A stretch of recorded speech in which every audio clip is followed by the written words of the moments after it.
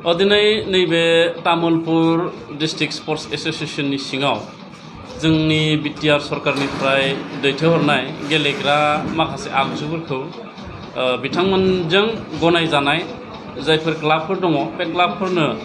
रानना होनाय जादों आरो बे हाबाफारियाव बाहागो लादों आरो बे रानना होनाय मुवा बेसादफोराव दङ फुटबल, भलिबल नेट, फुटबल। बेनि अनगायैबो जोङो बिटिआर सरकारनिफ्राय मोनसे समस्थियाव मोनबा क्लाबनो जार्सि, फुटबल आरो फुटबल नेट बेखौ हरनाय जाबाय आरो मोनफ्रोमबो पिसिडिसि चेयारमेननो जोङो मोन 7टा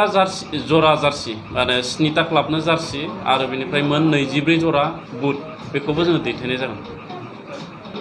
बे थांनाय 2020 मायथाइनि 27 जानुवारियाव जालांनाय जि बड'लेण्ड टेरिटरियेल रिजन बिनि एकर्डनि मोनसे दफा बायदियै जोंनि बिटिआर ओनसोलनिफ्राय भारतनि माहारियारि गेलेनाय एबा नेशनेल गेमाव थोंजोङै बाहागो लानो हानाय प्रभिजना दङ आरो बेखौनो जोङो मावफुंनो थाखाय बे एकर्डनि दफाखौ मावफुंनो थाखाय जोङो दायो आसाम सरकार आरो भारत सरकारनि खाथियाव खावलायबाय थानाय जादों आरो बियो जुदि जाफुङोब्ला जोंनि बिटिआर ओनसोलनि गोबां गेलेगिरिफ्रा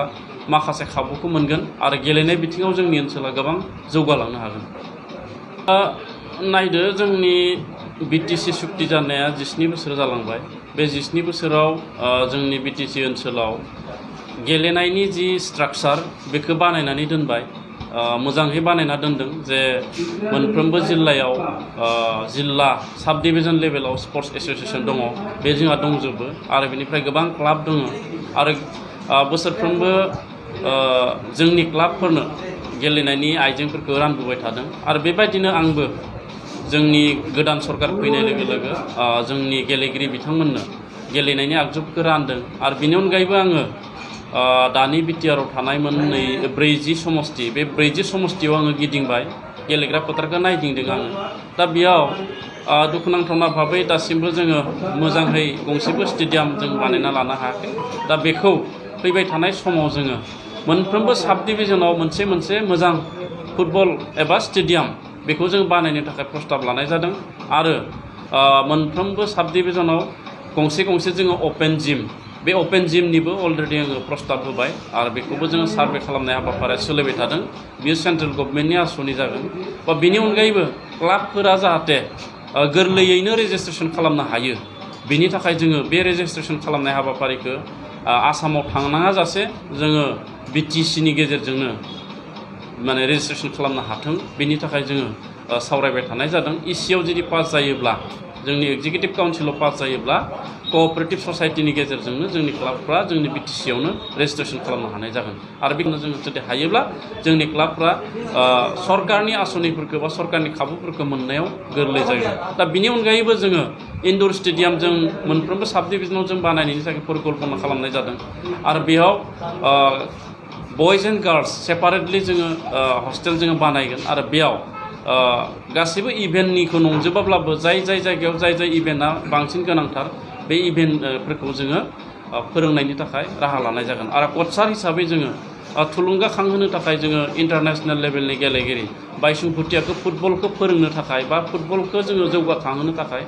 बिथांखौ जोंनि गेलेगिरिफोरखौ थुलुंगा होनो थाखाय जोङो लाबोनायनि खोथाखौ जों सिन्था खालामनाय जादों। बिदिनो आर्सारिखौ जों जौगाखांहोनो थाखाय दीपिका कुमारी बा बक्सारखौ जों जौगाखांहोनो थाखाय शिव थापा, बेबायदि गोबां मुंदांखा गेलेगिरि बिथांमोनखौ जोङो लाबोनो थाखाय नाजानाय जादों। नंगौ, जोंनि बिटिसि ओनसोलाथ' 99% गामिजोंनो बुंफबनाय, गामियानो बांसिन। दा बेखायनो जोंनि गामियावनो गासिबो ओंखारो, गेलेगिरियाबो गामियावनो ओंखारो, फरायग्रायाबो गामियावनो ओंखारो। बेखायनो जोंनि नोजोरा जागोन, थांखिया जागोन गामि जौगाखांनायनि बिथांखि। दा जों गेलेमु बिथिङावबो गामि जोङो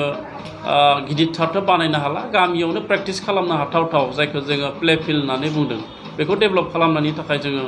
आसनि लागोन आरो बिनि थाखाय आङो अलरेडि सार्भे खालामनाय जाबाय। आंबो सार्भे खालामदों, आं हाजोबैखौ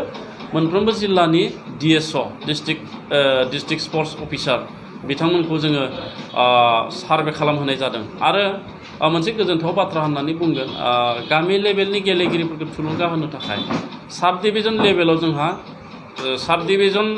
स्पर्ट्स अफिसार गैया। दा बेखौ जोङो खम दिननि गेजेरावनो जों बानायगोन। जोंहा 64टा पस्ट जों अलरेडि सेंसन मोननानै दङ बेखौ जों थाबैनो एपइन्टमेन्ट होनो हायोब्ला बेवहाय कचार दङ PI दङ